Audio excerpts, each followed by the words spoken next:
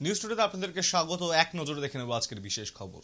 পঞ্চম দফার ভোটে হাড্ডাহাড্ডি লড়াই ব্যারাকপুর লোকসভা কেন্দ্রে। কারণ একদিকে তৃণমূলের হয়ে লড়েছেন পার্থ ভৌমিক, অন্যদিকে বিজেপির হয়ে লড়েছেন অর্জুন সিং। সকাল সকাল ভোট দিয়েছেন বিজেপি প্রার্থী অর্জুন সিং। নিজের কেন্দ্রে ভোট দিয়েছেন ব্যারাকপুর লোকসভা কেন্দ্রের বিজেপি প্রার্থী অর্জুন সিং। ভাটপাড়া পৌরসভার 17 নম্বর ওয়ার্ডের অন্তর্গত 140 নম্বর বুথে সরস্বতী বালিকা বিদ্যালয় প্রাঙ্গণে ভোট দিয়েছেন বিজেপি প্রার্থী। পাশাপাশি ভোট দিয়েছেন ব্যারাকপুর লোকসভা কেন্দ্রের তৃণমূল প্রার্থী পার্থ ভৌমিক।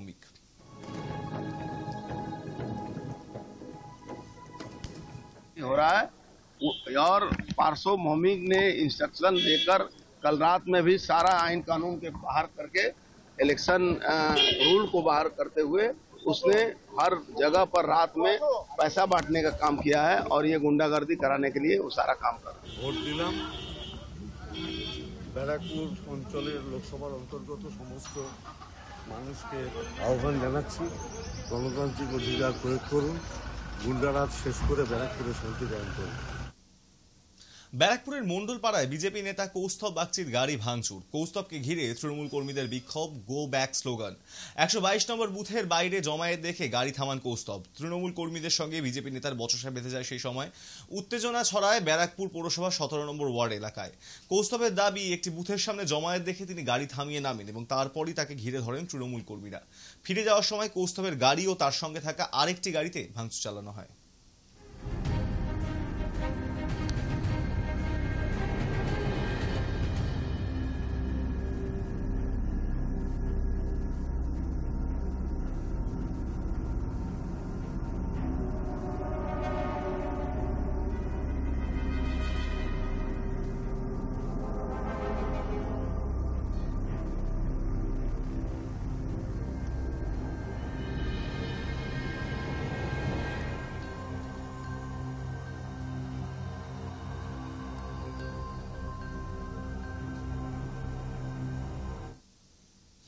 প্রিসাইডিং অফিসারকে মারধরের অভিযোগ লিলুয়া ভারতীয় হাই স্কুলের 176 নম্বর বুথে।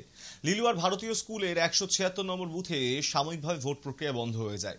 প্রিসাইডিং অফিসারের অভিযোগ, তাকে চর থাপ্পড় মেরে ভোট প্রক্রিয়া বন্ধ রাখা হয়েছে। ঘটনার খবর পেয়ে ঘটনাস্থলে পৌঁছেছে বিজেপি প্রার্থী রথিন চক্রবর্তী। পরে আবার ভোট প্রক্রিয়া শুরু হয়। বিজেপির প্রার্থীর অভিযোগ, শাসক দলের নেতা কৈলাস মিশ্রের নেতৃত্বে এই ঘটনা ঘটেছে।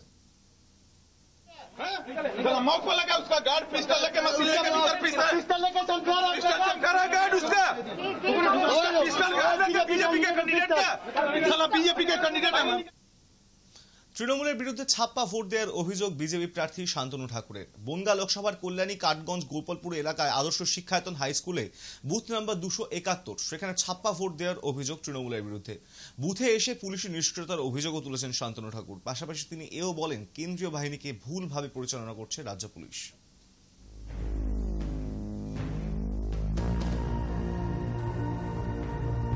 আমরা ঢোকার আগে যা চলছিল সেটা বন্ধ হয়ে গেছে।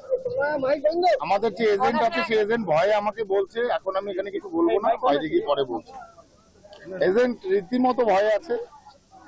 তো যেটা হচ্ছে সেটা সম্পূর্ণ গণতন্ত্র বিরোধী কাজ হচ্ছে এবং পুলিশ সেই সাইরেনটা এখানে বাজাচ্ছে যে এখানে কেউ ঢোকার আগে সাইরেনটা দিয়ে দিলে সব বন্ধ হয়ে যাবে, চুপ হয়ে যাবে।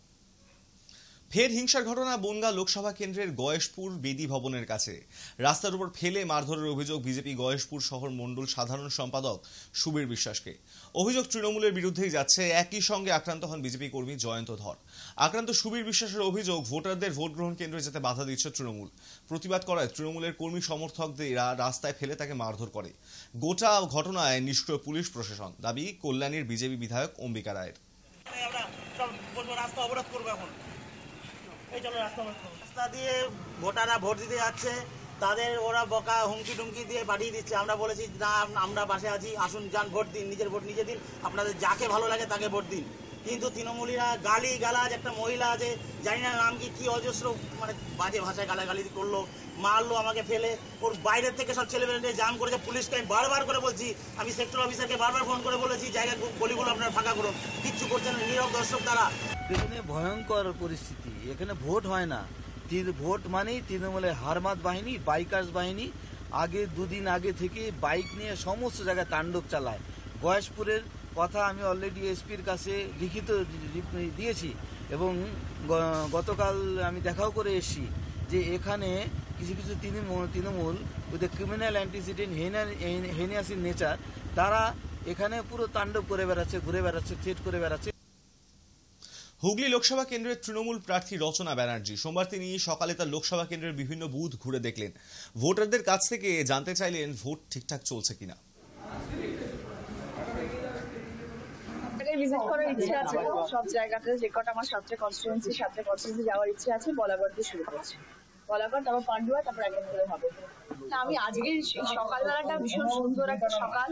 আর দেখো ঠাকুর এত সহায় যে এত মেঘলা দিন, কোনো রোদ নেই, কোনো মানুষের যাতে কষ্ট না হয়, এবং এটা খুব ভালো একটা দিন।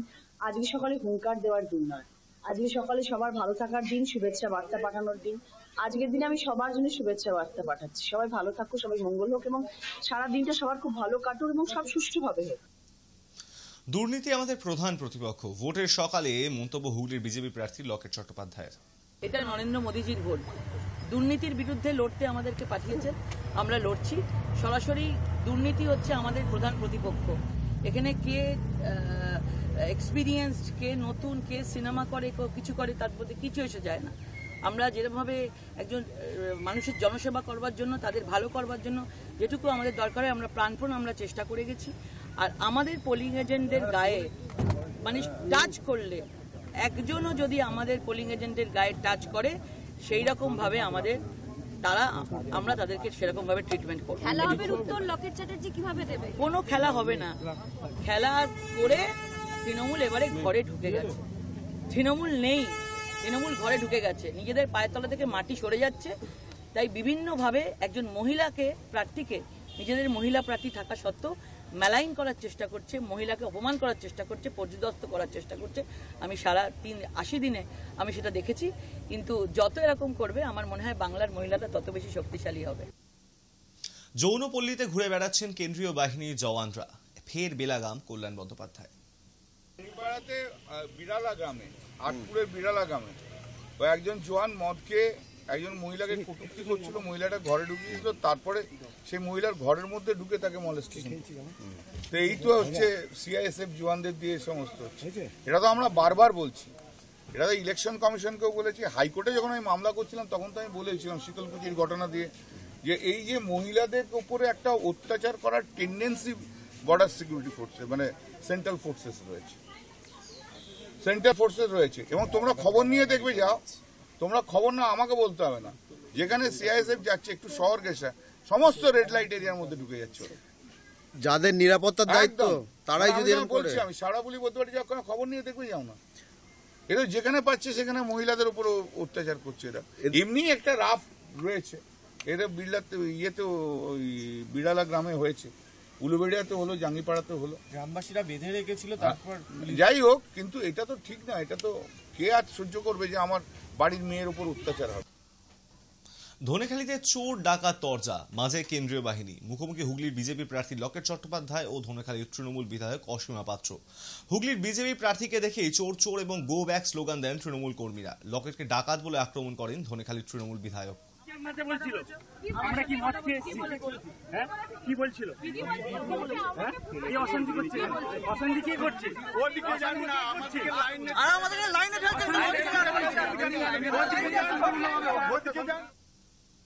নিউজ টুডে এখন এই পর্যন্তই। দেখতে থাকুন হাই নিউজ, নির্ভীক নিরপেক্ষ।